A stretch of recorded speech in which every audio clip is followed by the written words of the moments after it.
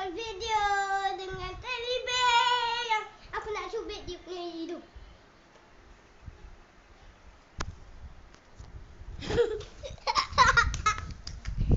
Jadi kita nak patang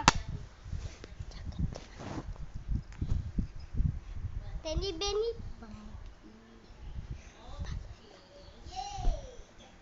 Teddy bear ni kena campak dekat atas.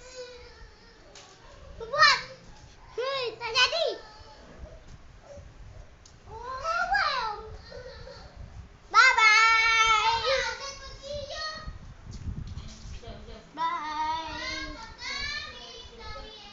Bye. Bye bye sahabatku. Like dan subscribe Awis channel.